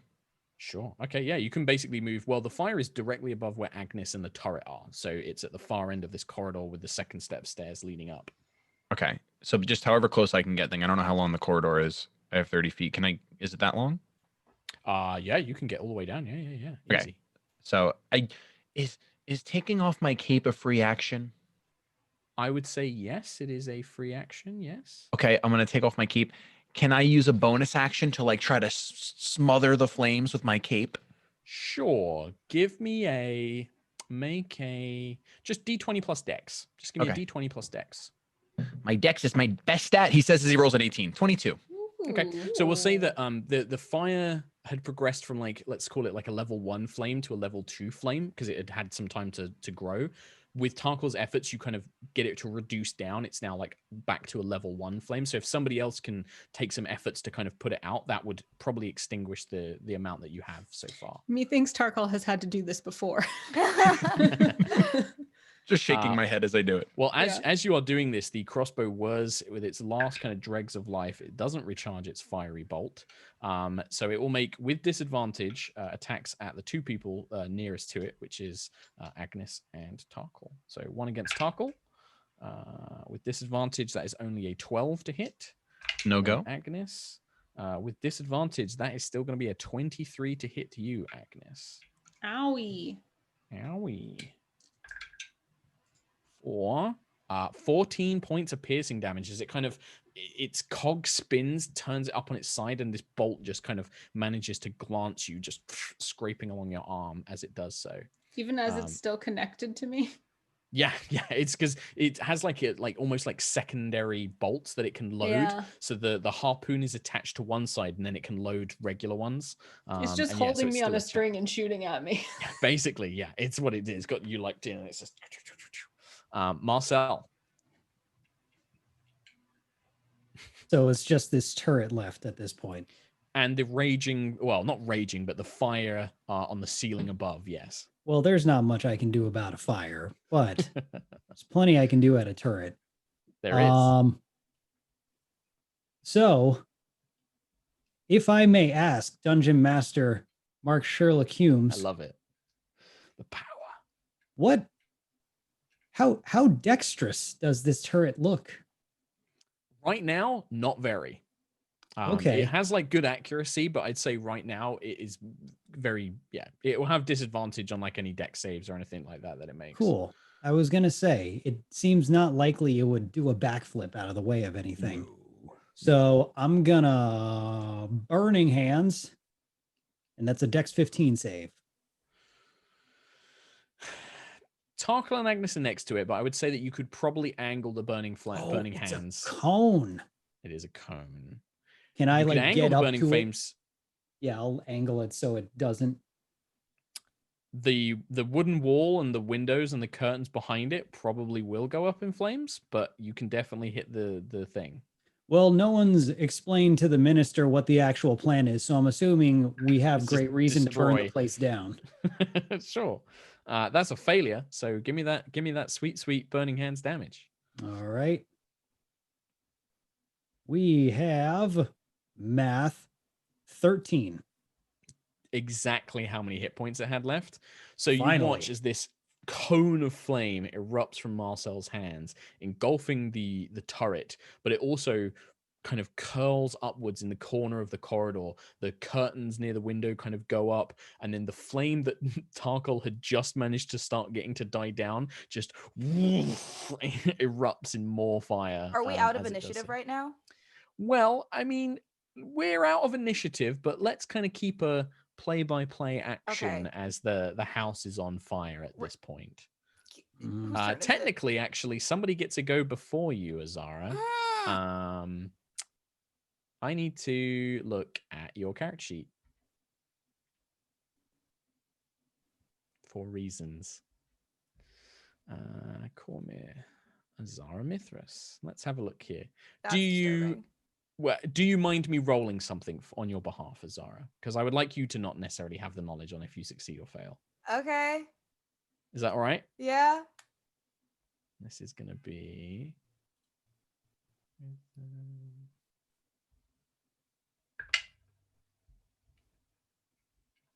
I'm going to message you something. Oh, for fricks. So many secrets. You just want to know the secrets.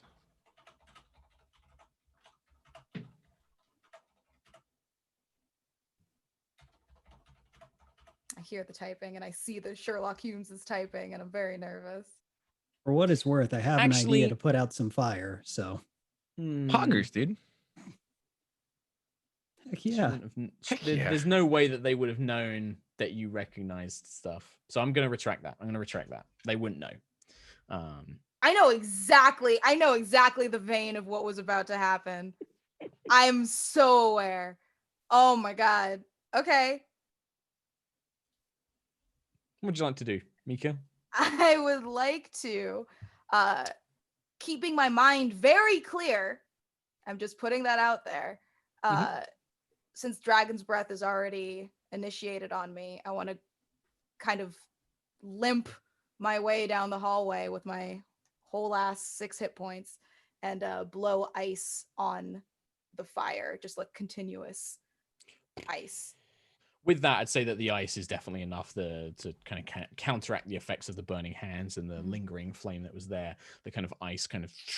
You hear the wood warp and crack as the heat differential kind of causes it to snap and break, but the ice manages to suck out any of the kind of remaining temperature and at least dull the flames, especially with Tarkhal kind of with the cape and everybody else making the efforts to do it.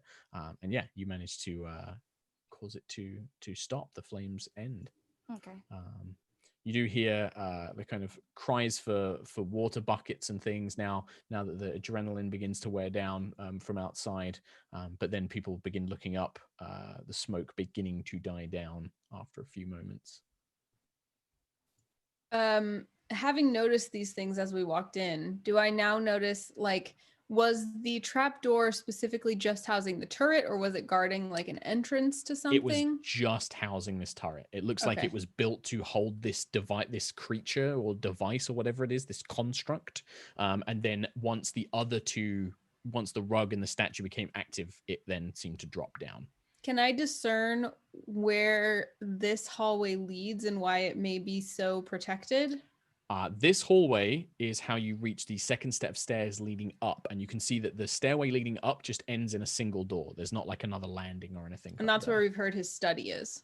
That's where, yes, you were told his study was. Well, we should probably spend some time recuperating before we head up there, just in case, I suppose. Is stuff still on fire? No, it's out now. Azara's ice breath has pretty much put it out. Yeah, like cool. Then never mind. Cold breath has managed to render it. You don't know what kind of damage it might have done. If there is a room up there, it might have, like, the smoke or flames might have dealt some damage to whatever was up there. But yeah, there's no way to know for that for sure. All right, cool. I'm going to suggest that we all take a moment and short rest. What is the shortest a short rest can be? 1 hour. Oh, I don't know if Tarkhal's going to do that. We're going to, because we're if Tarkhal feels like he doesn't need it, he could just carry on. Like if Agnis, Marcel, and Azara are injured, he could investigate. Only just because we broke into this house. So You're right. I'll just do some cure wounds. How are y'all looking? Kind of the same. I always look after combat. Tarkhal doesn't have a single scratch on him, just so everyone is aware. So he's completely unnicked. Limp arm, covered in blood, normal. Yeah. I have normal for Marcel. I have six hit points. 6 hit points. All right, I'll cast 1 cure wounds on Azara, and that is 1d8 plus 4. Hold on. You get 11. And I will cast 1 cure wounds on Marcel, and you get 9. And I'm going to cast 1 on myself, and I get 12. Marvelous. Hit points for everybody. All right, lead on, Marcel. Or I mean, not Marcel. No. Tarkhal. No, I'll take the lead. You guys definitely caught the brunt of that last encounter. Willow Song, do you have any sort of healing capabilities?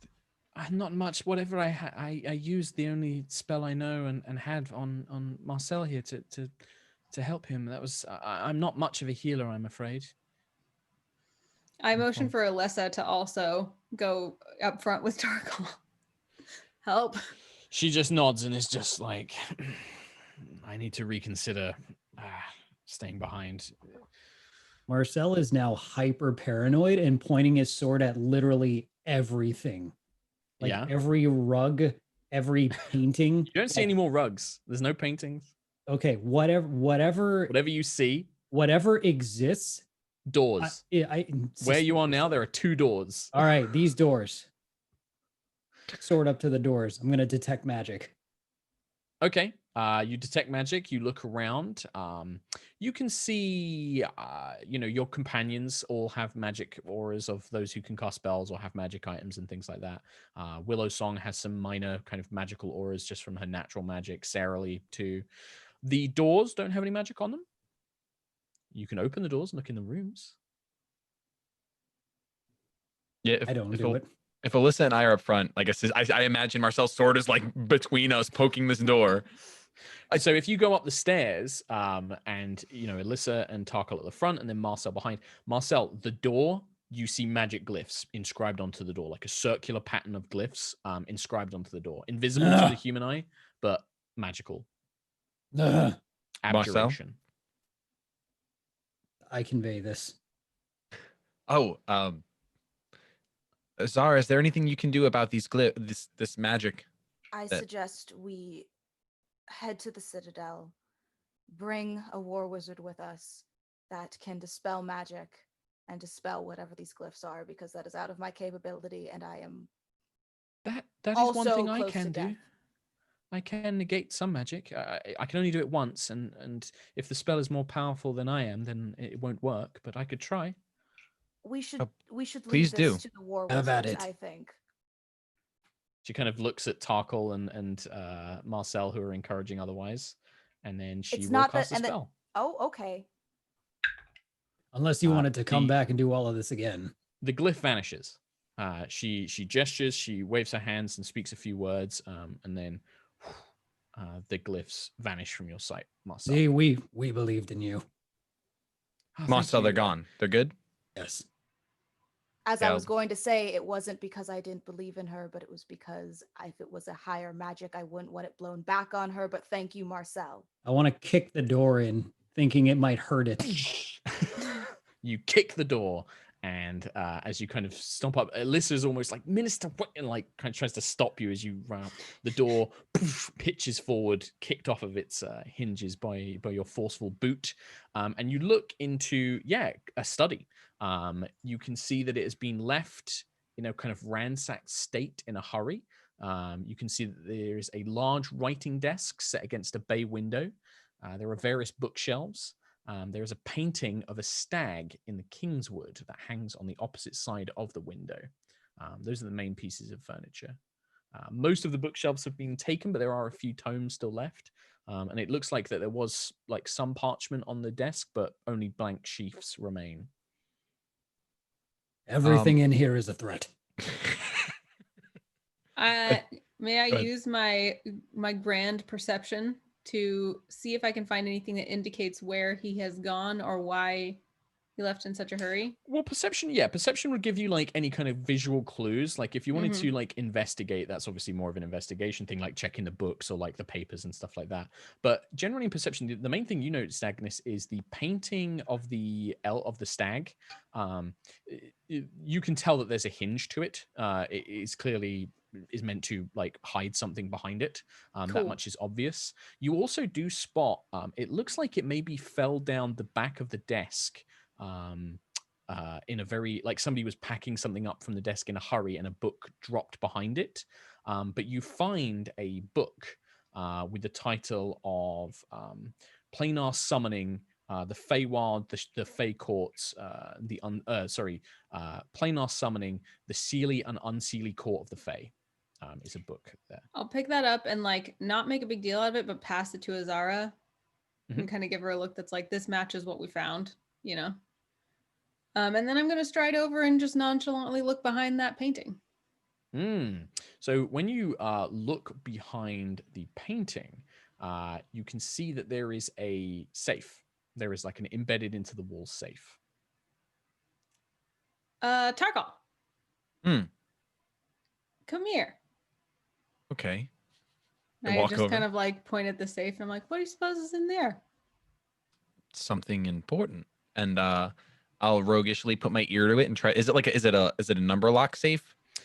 Yes. It's kind of like a mixture of things. It's almost like it's not as complicated as like a dial lock. It's like a number combination, but you could try some basic techniques, things that you've learned.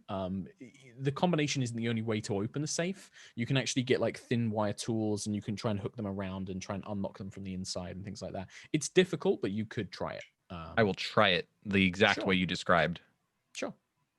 This would be once again D20 plus Dex plus proficiency modifier. Yes. If you have expertise in it, it would also double your proficiency, but I don't know what you have expertise in. How would I know what I have expertise in? Let me have a look and then I'll tell you, because I can't remember how it appears on the character sheet. I have it in I have proficiency. Never mind. So I have expertise in investigation. I think it's your stealth and your persuasion, because they're unnaturally high. Okay. Let me have a look. Expertise, investigation, perception. Oh, weird. I guess you just have very high persuasion and stealth. It's just D20 plus Dex plus proficiency modifier for thieves' tools. Gotcha. So then I rolled a 14 plus 7, so 21. Even 21, you still manage to, like, it takes you a bit of time. It takes you maybe enough time for the soldiers to kind of come in and be like, but Baroness, is there still a fire? Kind of calling up and things like that. Long enough for Agnis, Marcel, Azara to do anything that they want to do. But yeah, eventually you will crack the code after a few minutes. Cool. I'll look at Agnis and be like, it's open, and I'll swing it open. Oh, so strange that someone just left this safe open so we could see what was inside. Yeah, it is quite strange. Inside, you find stacks of letters. Are they like open? Like, could we open them without? Mm-hmm. Cool. Yeah, I'm just gonna. They're read like them. red letters. Okay, well, if you start flicking through them, I'm not going to read them out individually, but the letters in summary, the letters have all been sent to Davian Cormoril, seemingly from his father and grandfather. They speak in vague terms. It's all kind of muddled in with kind of like day-to-day business. But scanning through them, there's a common thread of they speak of their betrayal by the nobility of Cormyr, that the Cormoril name has been disparaged and it's unfair, that they must not forget the pain and insult done to them. They specifically call out the Marlear and Crownsilver families as being responsible for their original exile from Cormyr.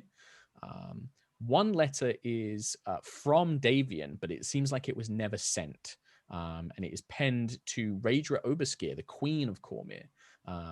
It outlines his fury at Eveningstar being given to two children, one a half-elf from some peasant, and the other a naive brat who has never known true hardship. It talks about his outrage, and the letter ends with, "You and Celeste will regret this, Raedra. Cormoril will not be insulted again." Wow. Share this out loud, or are you just reading them to yourself? I read it and then I get super pissed off. And Agnis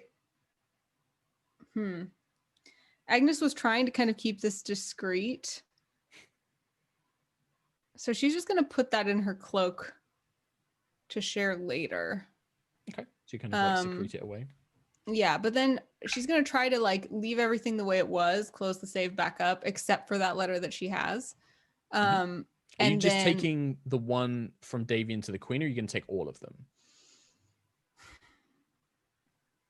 Who else in this room?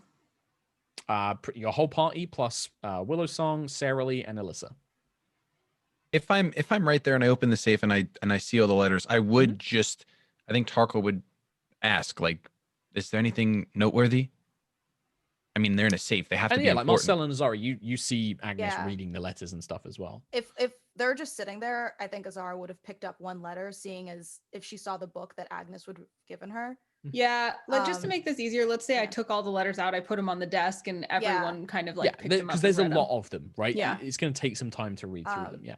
Then at that, Azara would be like, this is enough evidence in my mind to free Dusk from his cell. We should bring this to the Septum at once. Septum? The Scepter. That's Game of Thrones. I just had one thought. Were we actually legally authorized to obtain this information? I can't see the Duchess getting angry with us for investigating. I mean, I just can't see it, especially now that we have this damning evidence against Davian. I have to agree with Baron Crownsilver. We were told to investigate. We found damning evidence against Davian, and only we were hurt, and thankfully I put out the flames.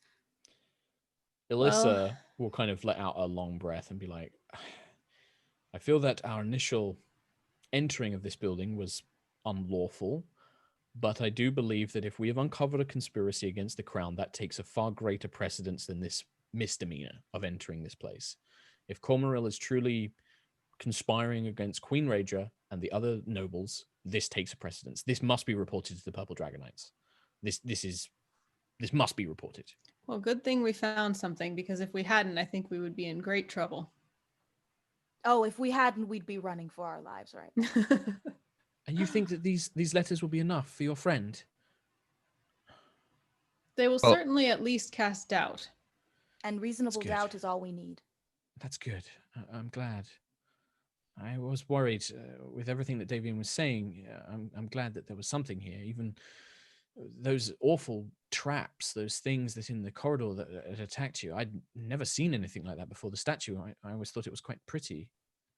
Yes, that certainly must be some sort of legal infraction too. So maybe a tit for Alyssa's tat. like, yes, having dangerous weapons and tools of that nature, that is not permitted. Guards, perhaps a few locks, small traps to deter thieves, but these were extremely dangerous. Well, we should take this evidence back. I look to Azara for confirmation. I agree. I think that would be best, and possibly while they are working out legality between Dusks' accusations and what we found today, we can take a small rest, seeing as most of us are worse for the wear here. I nod. And with that, let's end today's episode. Yay! Huzzah! That was fun. We advanced like 60 feet the whole episode. I know. It felt really full. Oh my God, that was so stressful. That was yeah, it was I when I put that rug of smothering in, and as soon as Nate said, well, I just marched down the corridor, I was like, oh no. Poor boy. This is where I stay for the whole session. Don't lie, you weren't like, oh no, you were like, oh yes. Mark, burst. I want to let you know I had a hit point at a certain point. Uno. I had a solitary one. One day I might actually do damage to Tarkhal. One day. Listen, Tarkhal it'll never gets happen, hurt. I'm sure, and it'll be like 2, but it'll happen. Yeah, You it will don't happen when damage you've the got rogue. evasion and uncanny dodge, where you're just like, yeah, I'm just going to take half of that. You know what? I can take half. Why not? I'm a rogue. I love it. Amazing. Shall we do some shout outs and then wrap up? Let's do it. Cool. Who wants to go first? You should. Uh-huh. I Also, will are we close to leveling up yet? I think, in fact, actually, let's level up, because you guys are going to pretty much, at the end of this, you guys are going to go to the scepter and hand in this evidence, right? And the thing that I set in my head was, once you prove Dusk's innocence, you get the level up. So you've got evidence, you're going to present this, and then we'll assume that, we'll hope that Dusk is set free. So next episode, we should come level 9? You should come level 9, yes. Poggers. Quick question. I don't want to like spoil anything, but should we come level 9 with some of the things that we've spoken about previously? Yes. Like, okay, cool. Yes. I have to make something for Shady. So I'm excited. I'm that's excited. Ooh. So yeah, it will be very rough and might need some tweaking as we play Shady. So, I'm sure it'll be fun. raw It'll be playtest. super. But yeah, we're gonna do that. So yeah, come level up in between sessions, and then we'll start next session going over what you guys like, little bits and bobs, anything that you've added, and we can start talking about that stuff. Are you guys gonna take a long rest, do you think, or a short rest? I mean, I didn't hear before we give them the evidence? Yeah. Oh, probably no rest. Yeah, I think we Yeah, give it just to go them straight and there. then Okay. yeah. That's Yeah. good. It's just I want to plan for something, especially for Mica's thing that she's doing. So I just want to prepare myself for some stuff on that. Sweet. I can have a quick like chat with you about that after this. Cool. Sure. Dope. Cool. All right. Well, let's do shout outs then. I guess start. I will go. You start. I guess I will go first. Hi, I'm the DM. I'm Mark Hulmes. You may also know me as SherlockHulmes. I do another D&D show called High Rollers D&D. It's every Sunday at 5 p.m. UK time. I think it's like 9 a.m. Pacific. So if you want a nice Sunday morning D&D, come and tune in. Watch us play through our main campaign, Erois. I also have a brand new YouTube channel, which is just SherlockHulmes. You can also follow me on Twitter and Instagram, all under SherlockHulmes as well. And that's it. That's where you can find me. I tag Jonathan ShadyPenguinn. Hi guys, my name's Jonathan, aka ShadyPenguinn. I have a YouTube channel called ShadyPenguinn Collects, where I'm opening up cards, and it's a ton of fun. I opened up magic cards, which, fun fact, were made by Wizards of the Coast, Poggers. So totally go check that out, and that's pretty much gonna be my shout out. I'm gonna go and tag Anna because she's underneath me. Anna is desperately trying to find out if the thing that she wants to announce has been announced. So I guess it's not, but I'll give you a hint. Next week. Evelyn is making an appearance this holiday season, so watch for that on social media. Those of you who liked Dice Camera Action or Acquisitions Incorporated or the C Team, all of the shows where Evelyn has appeared. But if you're looking to watch any other role play, I play Star Wars role play on Mondays on my channel, Anna Prosser. Tuesdays I'm here, and on Fridays we started a new talk show called Extra Brains, which is a brainstorming talk show that I do with my co-host DJ Wheat that I worked with for many years at Twitch. And the goal is to provide our brain power for you if you want to submit questions or ideas of things to talk about. But we're doing a special holiday episode. Our episode will be on National Native American Heritage Day. And so we're going to have our friend Cody Connors on to talk about being Native American in the US and how to engage with Indigenous communities. Super excited to learn from him. He's amazing. And then if you missed Pawns and Patrons, we had one just this last Saturday. It's a drop-in friendly show that I do with some of the folks that I played with way back in the Misclicks days. So that's a really fun one to drop in on. And all of the VODs are also on my Twitch channel. And I tag Mica. Hello, I'm Mica Burton. You can find me at Mica Burton. Go watch Critter Hug on the Critical Role channel. I co-host that. You can go find really cool people in the D&D tabletop community doing some really awesome rad stuff, and Matt and I make asses of ourselves, which is always entertaining. Also keep an eye on the same channel this coming December if you like really scary, terrifying, rambling stories being passed back and forth with some special guests for the next 2 episodes. Hint, hint, wink, wink, nudge, nudge. I tag Nate. Hi, my name's Nate. I just learned that at level 9 that Eldritch Knights don't get any more spells, so big old L there. And I've been streaming on my channel, also doing card openings and building these guys. That's been fun. These little Pokemon Legos. So oh my God, it's a Charmander. Yeah, and he's got a little blue friend. Look at him go. Squirtle. Where's his green friend? Huh? His green friend. Where is he? Doesn't come in the set because Bulbasaur always gets hosed. So that's weak. Weak sauce. So youtube.com/NateWantsToBattle games. I've been doing stuff there. Come hang out. It is fun. I tag no one because I was last. I tag Mark again. What else are you doing? How are you? Not a lot. I'm about to go read my book and finish that off. That's what I'm going to go do. Thank you so much for watching this week's episode of Knights of Eveningstar. We will be back next week to continue this and hopefully get back to Eveningstar. I think that we're going to make our way back to Eveningstar next week. Unless the party do something crazy that I'm not expecting, we should get back there next week. Nuke Get to be home. The entire city. That's pretty much it. Thank you very much, everybody, for watching. Check out more D&D shows here on the D&D channel. Until then, goodbye. We love you. Ta-ra.